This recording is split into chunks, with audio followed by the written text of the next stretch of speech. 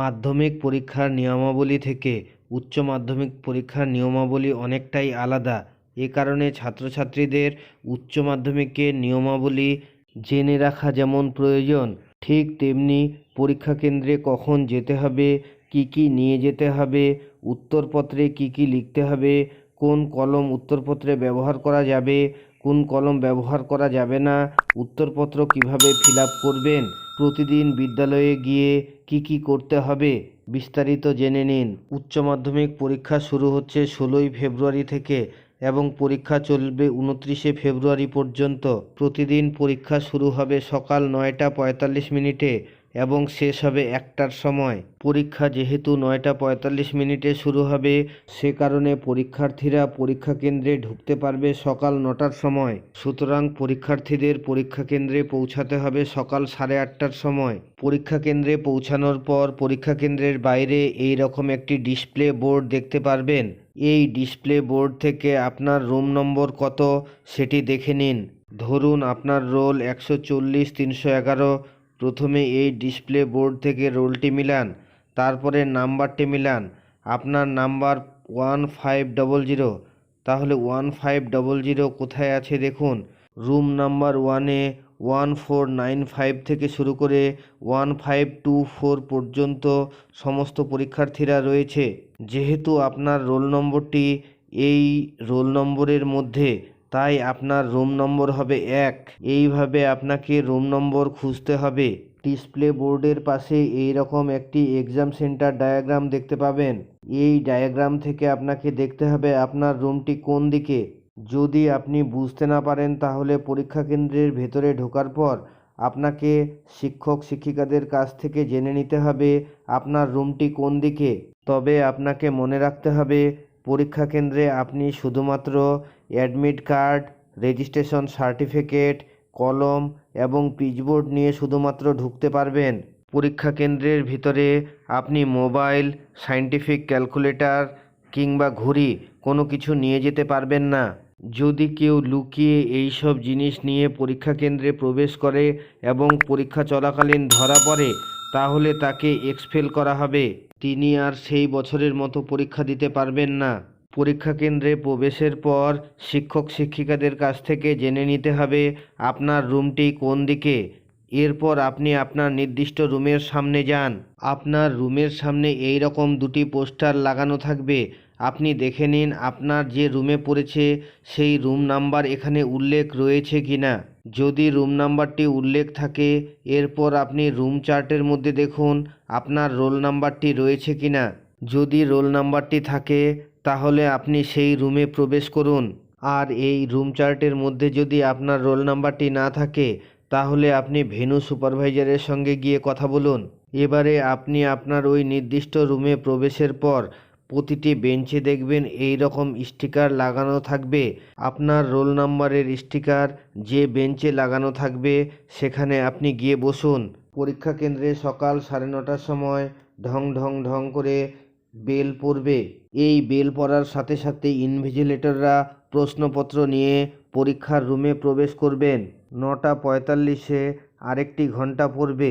এই ঘন্টা পড়ার সাথে সাথে প্রশ্নপত্র বিতরণ শুরু করতে হবে। 9টা 55-তে আরেকবার ঘন্টা পড়বে। এই ঘন্টা পড়ার সাথে সাথে উত্তরপত্র বিতরণ শুরু করতে হবে। বেলা 10টার সময় আরেকবার ঘন্টা পড়বে। এই ঘন্টা পড়ার সাথে সাথে ছাত্রছাত্রীদের পরীক্ষা শুরু হবে। এরপর 11টায় একটি ঘন্টা পড়বে এবং 12টায় দুটি ঘন্টা পড়বে এবং শেষের দিকে দুপুর 12টা 45 মিনিটে ওয়ার্নিং বেল পড়বে। দুপুর 1টায় ষষ্ঠ ঘন্টা পড়বে এবং পরীক্ষা সমাপ্ত হবে।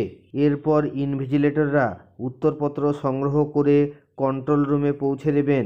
তবে পরীক্ষার্থীদের মনে রাখতে হবে টয়লেটের জন্য বাইরে বেরোতে পারবেন পরীক্ষা শুরুর 1 ঘন্টা পর থেকে। টয়লেট রুমের সামনে এই রকম স্টিকার লাগানো থাকবে। পরীক্ষা কেন্দ্রের ভিতরে এই রকম আরও কিছু স্টিকার দেখতে পারবেন। কোনো পরীক্ষার্থী অসুস্থ হলে এই সিক রুমে বসে পরীক্ষা দিতে পারবেন।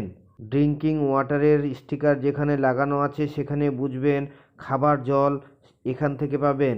যেহেতু উচ্চ মাধ্যমিকে কোনো বিদ্যালয়ে সকলেই এক বিষয় নিয়ে পড়াশোনা করে না, সে কারণে উচ্চ মাধ্যমিক পরীক্ষার্থীদের পরীক্ষার দিনগুলিতে সকলের এক বিষয়ে পরীক্ষা হয় না। সে কারণেই এই ডিসপ্লে বোর্ড প্রতিদিন পরিবর্তন হবে এবং রুম চার্টটিও প্রতিদিন পরিবর্তন হবে। এ কারণে উচ্চ মাধ্যমিক পরীক্ষায় প্রতিদিন পরীক্ষা কেন্দ্রের বাইরে ডিসপ্লে বোর্ডে আপনাকে দেখতে হবে আপনার রুম নাম্বার কত, এবং একইভাবে আপনাকে প্রতিদিন রুম খুঁজে আপনার ওই নির্দিষ্ট রুমে গিয়ে রুম চার্ট দেখতে হবে এবং নির্দিষ্ট স্থানে বসতে হবে।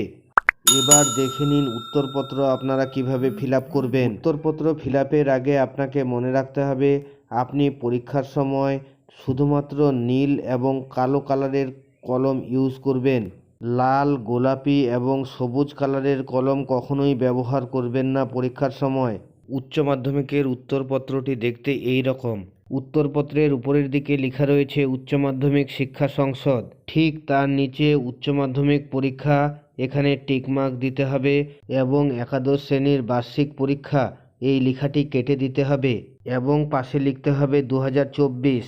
এরপরে সাবজেক্টের ঘরে লিখতে হবে যেদিন যে সাবজেক্টের পরীক্ষা হবে সেই সাবজেক্টটি। এরপর নেমের ঘরে পরীক্ষার্থীরা নিজের নাম লিখবেন।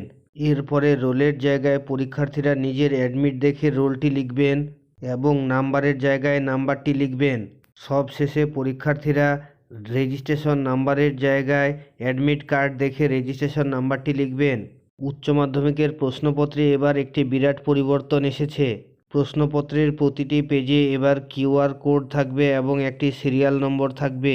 কোনো পরীক্ষার্থী প্রশ্নপত্র যদি মোবাইলের মাধ্যমে বা অন্য কোনো অসৎ উপায়ে পরীক্ষা চলাকালীন বাইরে বের করে দেয়, তাহলে সংসদ স্পষ্টই বুঝতে পারবে কোন ছাত্র বা ছাত্রী এই কাজটি করেছে। সে কারণেই এই পদক্ষেপ নেওয়া হয়েছে। কোনো পরীক্ষার্থী যদি এই অসৎ কাজে লিপ্ত হয় তাহলে সংসদ এই ব্যাপারে কঠোর সিদ্ধান্ত গ্রহণ করবে।